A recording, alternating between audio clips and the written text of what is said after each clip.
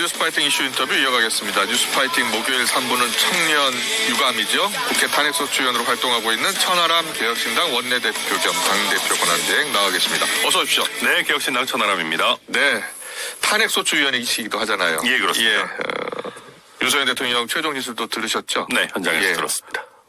현장에서 들으니까 좀 어떻던가요? 저는 그걸 들으면서 예. 좀 솔직히 서글펐어요. 좀 국민의 한 사람으로서 좀 슬펐습니다. 두 가지인데요.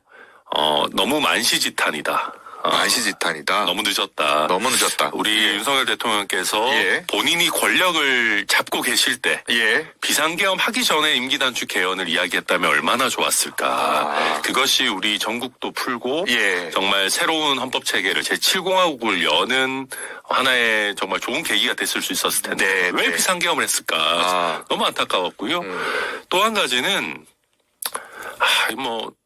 이미 지금 탄핵 심판 받고 계시는 분한테 너무 가혹한 얘기인지 모르겠지만 예. 본인 무능을 자백하는 것처럼 들렸어요. 지금 보면 부정선거도 예. 계속 나오고 예. 뭐 북한과 중국의 과도한 역량, 뭐 거대 야당과의 뭐 협잡 이런 것들에 예. 대해서 계속 문제 제기를 하셨고 그런데 저는 그걸 들으면서 대통령 정도 되면 예. 국정원, 경찰, 검찰, 여러 정보기관 등을 통해서 그런 부분이 있으면 잡아냈었어야죠, 사실. 예. 그리고 북한과 중국과의 문제도 대통령의 권력을 가지고 충분히 문제 제기를 할 수 있죠. 예. 또 이것을 국민들에게 어떤 경각심을 주는 거에 있어서 군대를 동원한 비상계엄을 해야지만 계몽령이 가능하다? 무슨 얘기예요? 대통령은 언제든지 국민에게 메시지를 낼 수 있는 권한과 기회가 주어지는 사람 아닙니까? 네. 근데 이거를 군대를 동원한 비상계엄을 해서 국회에 문을 부수고 들어가지 않고는 국민들에게 경각심을 심어줄 수가 없다? 이거는 너무 무능한 거 아닙니까? 예. 저는 그래서 이렇게까지 국민과의 소통 능력이 떨어지는 거를 스스로 자백하는 거를 보고 있으니까 네. 참 국민의 한 사람으로서 안타깝고 씁쓸하다 생각이 들었어요. 서글펐다라는 말씀까지 네, 해주셨는데 그렇습니다. 윤 대통령이 이제 직무에 복귀하면 개헌하겠다고는 했는데 뭐 직무 복귀 여부와 상관없이 이 개헌 이야기가 계속 나오잖아요. 근데 이 개헌이 지금 만약에 조기 대선 치러진다면은 2, 3개월밖에 남지 않은 상황이잖아요. 어떻게 생각하세요? 네, 저도 그래서 지금 조기 대선과 함께 개헌 투표, 국민 투표를 하거나 하는 안들은 예. 좀 너무 시간이 없는 것 같습니다. 예. 그래서 저는 오히려 언론들도 그렇고 시민사회나 많은 우리 국민들께서 대선 후보들에게 이제 개헌에 대한 입장을 적극적으로 물으셨으면 좋겠다고 예. 생각하고 그런 내용들이 대선 후보의 주된 공약사항이 될 겁니다. 예. 결국은 새로운 조기 대선이 열린다면 새롭게 권력을 잡는 대통령과 그 집단이 자기들의 권력을 임기 초에 내려놓는 것만이 저는 개헌을 하는 현실적인 방법이다. 예, 저희 개혁신당도 어제 함익병 선거기획단장도 일성으로 개헌 논의를 말씀을 하셨는데 저희도 아직 좀 김칫국 느낌이 있지만 저희가 수권을 하는 정당이 된다라고 한다면 적극적으로 그런 권력 분산, 또 개헌 이런 부분들을 추진해 나가죠. 대통령이 되기 전에 대선 후보 토론 때는 하겠다고 하면서 대통령이 되면은 안 하잖아요. 예. 그래서 국민들께서 정말 할 것 같은 후보를 뽑아주셔야 된다 생각합니다. 그냥 대국민 약속을 하는 건 어떨까요? 대국민 약속도 요즘 많이 너무 어겨가지고. 그래요. 근데 아무튼 당연히 저는 필요하다고 생각합니다. 예. 네. 그런데 국민의힘 같은 경우에는 지금 탄핵 심판 과정이 불공정하다라는 주장을 계속하고 있잖아요. 네. 윤상현 의원 같은 경우에는 편법으로 청구된 요건 미달 심판이다. 증인 증거에 대한 충분한 심리 과정을 진행하지 않았다. 미진한 심판이다라고 주장하고 있습니다. 여기에 대해서는요. 그건 윤상현 의원님의 그냥 혼자만의 견해인 거라고 저는 생각을 하고요. 예. 저도 탄핵 심판 과정을 쭉 지켜본 어떻습니까? 상황에서 예. 많은 중요한 대부분의 결정은 헌법재판관 전원의 평의를 통해서 결정하려고 하는 것이 느껴졌습니다. 이런 부분 상당히 많이 고지하기도 했고요. 그리고 증인 신문 시간의 부족이나 증인 채택에 있어서의 부족 이런 부분은 뭐 일정 부분 문제 제기할 수 있는 부분도 있을 아, 겁니다. 예. 아쉬운 부분도 있을 예, 수 있는데 그런데 그러다 보니까 헌법재판소가 마지막에 한덕수 총리뿐만 아니라 이미 한번 불렀던 홍장원 차장까지 예. 이제 대통령 측의 의견을 들어서 다시 부르는 예. 그 정도의 어떤 절차적인 배려까지 했거든요. 아. 그렇기 때문에 저는 마지막 추가적인 증인 신문까지 했을 때는 이런 문제 제기 할 여지는 거의 없어졌다라고 예. 보고요. 또 윤석열 대통령 본인도 최종 변론에서 글쎄요, 뭐 그냥 한 말씀일지도 모르겠지만 네.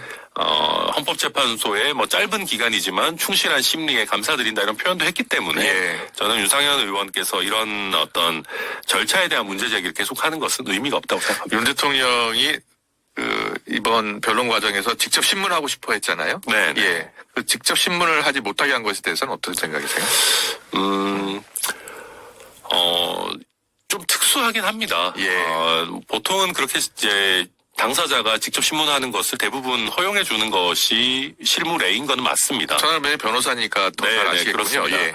그런데 좀 특수하긴 하죠. 왜냐하면 대통령 아직까지 네. 직무정지가 되어 있긴 하지만 대통령의 신분이 있고 예. 거기 출석하는 대부분의 증인들은 실제 지위 관계에 있는 하급자들인 경우들이 많았습니다. 예. 그러다 보니까 상급자의 지위에 있는 대통령이 직접 질문을 하는 경우에 네. 그것이 유도신문으로 작용할 가능성이 높거든요. 예. 그래서 그런 부분 고려한 걸로 보이고 네. 각 증인 신문이 끝나고 나서 또 의견 진술의 기회를 줬고 네. 대통령 바로 옆에 변호인을 통해서 질문하실 수 있기 때문에 큰 문제는 없었다 그렇게 평가합니다. 알겠습니다. 자, 헌재가 지금 휴일을 제외하고요. 거의 이제 매일 평일을 진행할 겁니다. 탄핵 심판 최종 선고는 언제쯤 나올 것 같고 결과는 어떻게 예상하십니까? 저는 아마 3월 11일 정도 3월 11일이요? 네, 정도가 기존의 예를 봤을 때 예.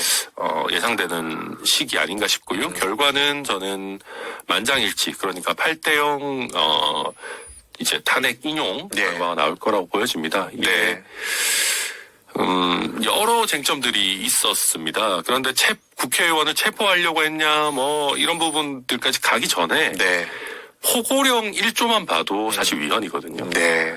거기에 국회의 모든 정치 활동을 금지한다.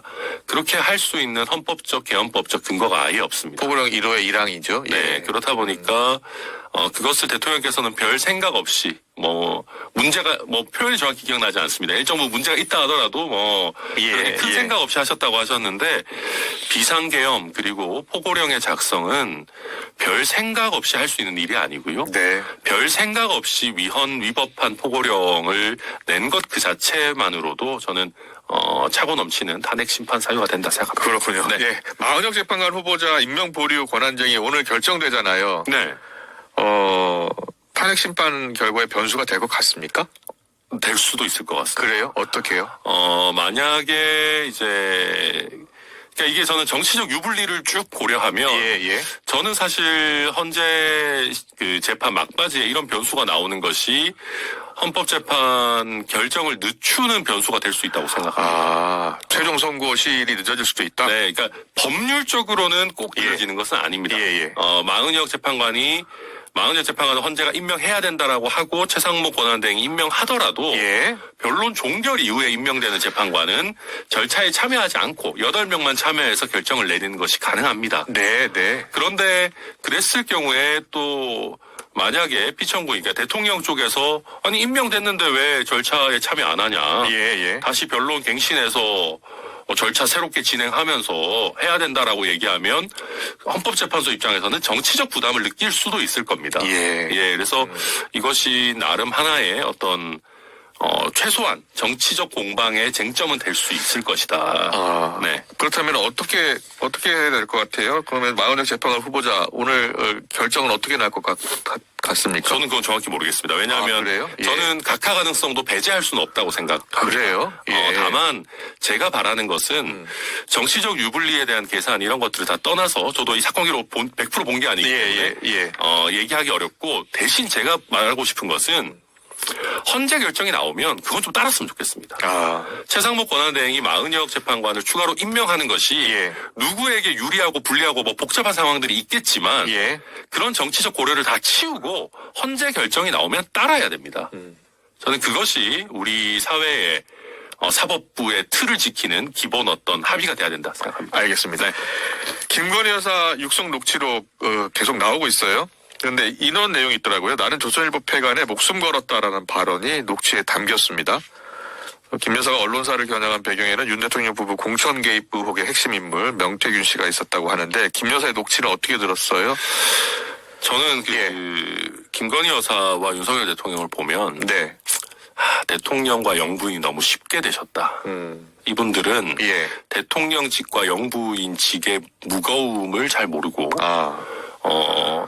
본인들의 의무와 책임은 제대로 다하지 않으면서 예. 권한만을 주장하는 이 행태를 보인다라는 느낌을 많이 받습니다. 저는 김건희 여사 어떤 의미에서는 특히 아무리 영부인에게 사적 통화가 어디 있습니까? 예.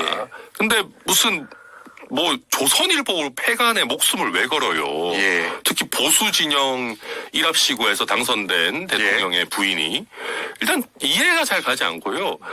제가 김건희 여사가 너무 스스로 가볍게 처신했다고 느낀 것이 계속해서 명태균 씨뿐만 아니라 너무 많은 사람들과 이야기하고 막 하는 것들이 나오는데 조심했었어야죠. 예. 영부인인데 저는 그것이 어찌 보면 예전에 그 대선 선거 과정에서도 서울의 소리 기자와 몇 시간 통화했다 나왔는데 그것도 어떻게 보면 선거 과정 중에 걸크러쉬 이렇게 포장이 돼서 오히려 플러스가 된 것처럼 이렇게 가다 보니까 대통령이 당선되고 당선인 신분 영부인 신분으로 넘어갔을 때도 좀 정신 못 차리시고 함부로 이야기하는 것을 계속 이어가는 것 아닌가. 너무 자리의 무거움을 모른다. 그런 생각이 듭니다. 네.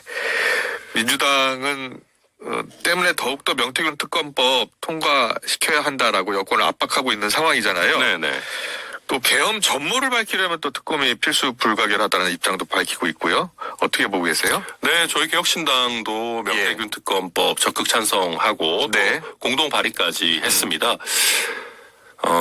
지금 윤석열 대통령이 무슨 국민 계몽을 위해서 경고 목적으로 계엄을 했다 이렇게 얘기하지만 저를 포함한 아마 많은 국민들이 결국 본인과 김건희 여사를 지키기 위해서 명태균 씨 관련 의혹이 뭔가 굉장히 좀 구체화되고 황금폰이 나오고 그렇게 하다 보니까 결국 이제 가족을 지키기 위해서 비상계엄이라는 수를 둔 것이 아니냐라는 많은 의구심을 가지고 있거든요. 그래서 저는 이런 부분들 특검을 통해서 좀 적극적으로 수사해서 밝힐 필요가 있다고 생각합니다. 네, 명태균 특검법 관련해서는 여당에서는 강하게 반발하고 있고 또 특히 명태균 녹취록에 나오는 홍준표 시장, 오세훈 시장, 국민의힘 잠룡들 다 명태균 씨 연루됐다라는 의혹이 계속 나오고 있기 때문에 반발하고 있잖아요. 거기에 대해서는 어떤 생각이세요?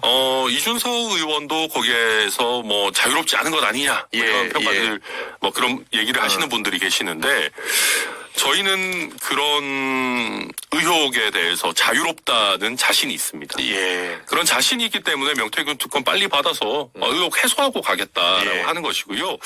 저는 다른 여당의 대선 주자분들도 그런 자세를 취해 주시고 그렇다면 국민의힘도 당론으로 명태균 특검을 못 받을 이유가 없는 것 아닌가라고 생각하고 아니 그렇지 않습니까? 저희는 이렇게 적극적으로 수사받겠다 빨리 해달라라고 얘기하는 게 이재명 대표를 공격할 때의 그 일관성, 내로남불하지 않기 위해서거든요. 저희가 이재명 대표 얘기할 때 빨리 재판 받아라, 지연 전략 쓰지 마라, 피해 가려고 하지 마라 얘기 많이 하지 않습니까? 저희는 그러한 여권에 이재명 대표에 대한 비판이 의미 있기 위해서라도 저는 여당도 이번에 명태균 특검 받아야 된다 생각합니다. 그렇게 보시는군요. 이준석 개혁신당 의원 관련 의혹도 직접 특검법이 시행돼도 전혀 문제가 없을 것으로 봅니다. 그렇습니다. 알겠습니다. 전 의원이 최근에 보니까 윤 대통령과 이재명 대표 모두 한국 정치에서 동시 퇴장할 때가 됐다 이런 말씀하셨더라고요. 두 분이 한국 정치 전면에 나타나고 나서 정말 정치의 양극화, 혐오 정치가 너무 심해졌습니다. 예전에 우리가 대선 보시면 윤석열, 이재명 두 분 붙었을 때 진짜 최악의 거의 최악의 매치업이다. 적대적 공생관계다. 이런 얘기 많이 했었는데 진짜 그런 것 같아요. 예전에는 우리가 선거를 할 때 내가 더 선호하는 진영이 있고 더 선호하는 후보가 당연히 있죠. 네.